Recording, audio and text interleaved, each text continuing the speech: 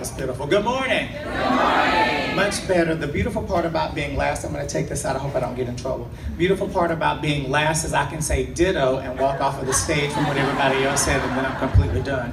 But I'm going to ask you to do something for me. You've been sitting for a few minutes. I'm going to ask you to stand up for just a second right where you are.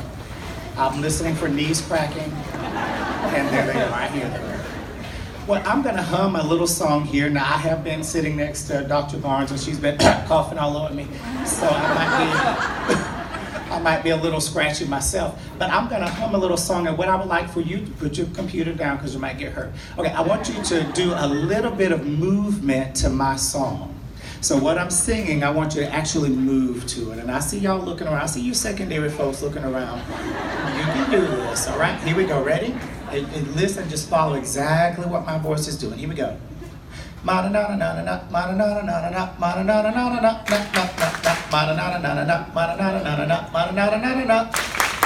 right, have a seat. Thank you so much. Let me tell you the reason why I asked you to do that. Somewhere along the lines in my looking at speech things that I've had to give, I heard this great quote from this impressionistic artist by the name of Henri Matisse. I love to say, there's an art teacher here. Did I say that right? Where is she? Henri Matisse. If I didn't say it right, we just got wet up for no reason. But he said, and I absolutely love this about him, he said, creativity takes courage. What you just did, standing up in front of people your own age, took courage. Now, some of you, I saw you were like, oh, I know the song. You got a little bit, if I kept going, your body would have moved a little bit more. Some of you, elementary, somebody was back there, as soon as she recognized the melody, hands were up in the air. She was all about it. She was all about it. It takes courage to be creative. When we step into our classrooms, our kids deserve creative teachers. Why? Because this world is creative. When was the last time you went anywhere and it looked exactly the same as the time before you went? Not very often. I went to the grocery store, and I hate when they do this. If y'all know grocery store people, please tell them to stop moving stuff.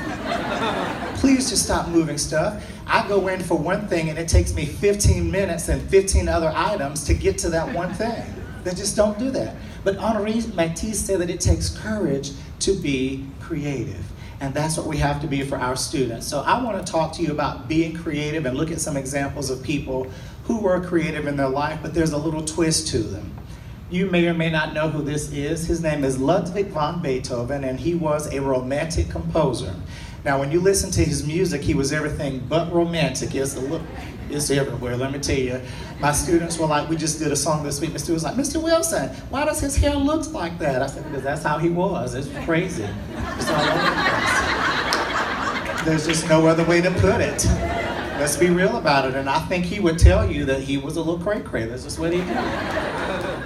Do you think, though, when Beethoven woke up in the morning and he started to write his music, that in his mind he says, I'm going to be the best composer in the whole wide world? Do you think he did that? I don't think so. I think Beethoven woke up every morning and he said, you know what? I'm going to write the best darn piece of music that I can because it's for me and for the people who hear that.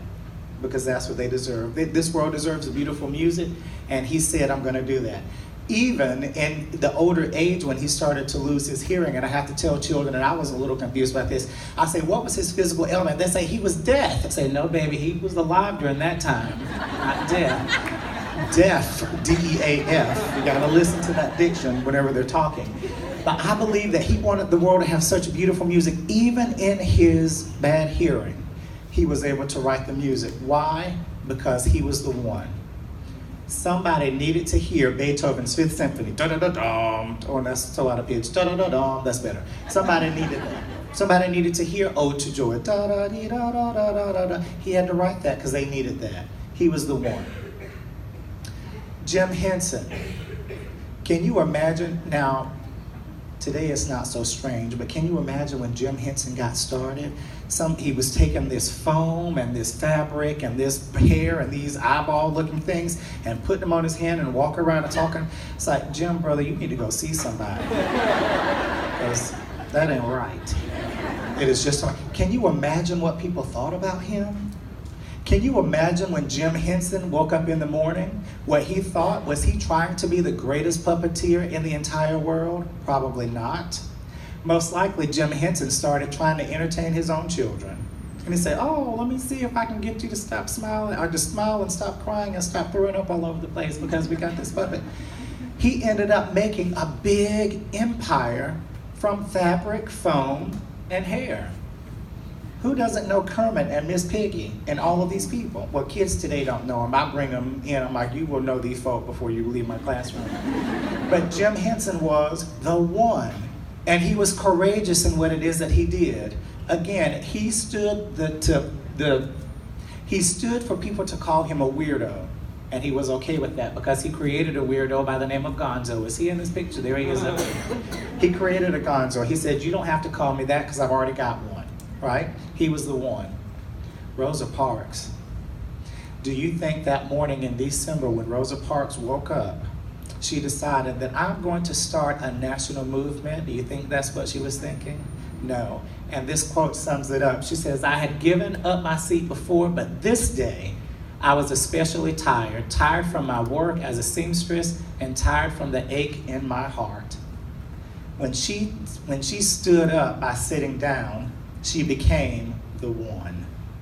She became courageous. People would do all sorts of things to you. And we know this because our history books have chronicalized it. And I mean, is that a word, chronicalize? It is today. They told us all of these things. But Miss Parks sat right there and she became the one.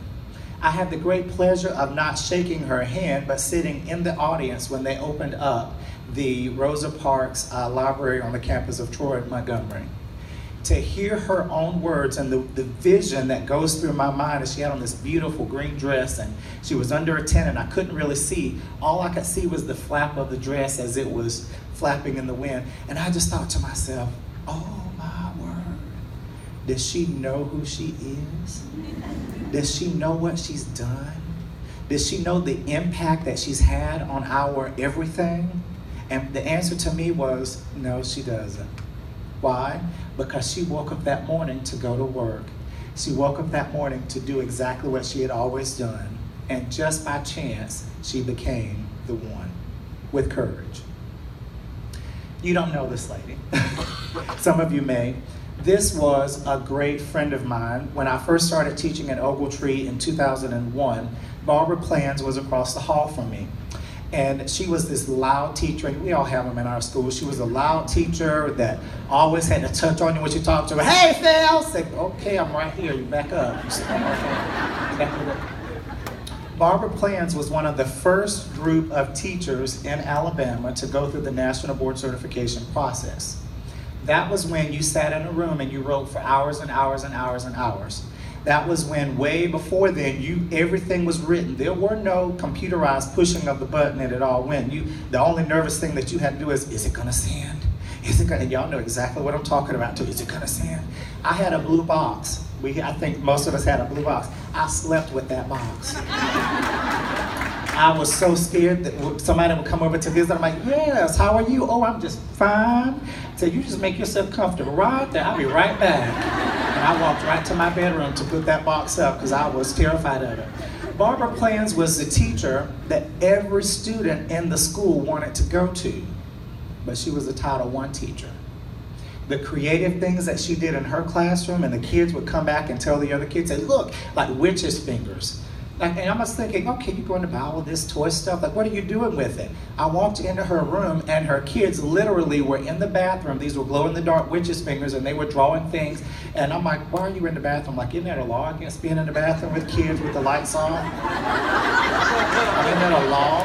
I don't know. But after she was done with those witches' fingers, they went and they sat down, and they were tracking their reading with those witches' fingers. And I just thought to myself, witches' fingers. How many times have we passed those up in the dollar store? And here this woman is, she let them have a little fun, say, yeah, y'all have, because I'm about to work you to death in a few minutes. And then they went right back and they were reading. Every kid in the school wanted to be in Barbara Plans' classroom. Everybody knew her. Heck, I wanted to be in her classroom. I'm like, and I knew how to read, Miss Plans. what is this word? I need a witch finger to help me. That's how she is.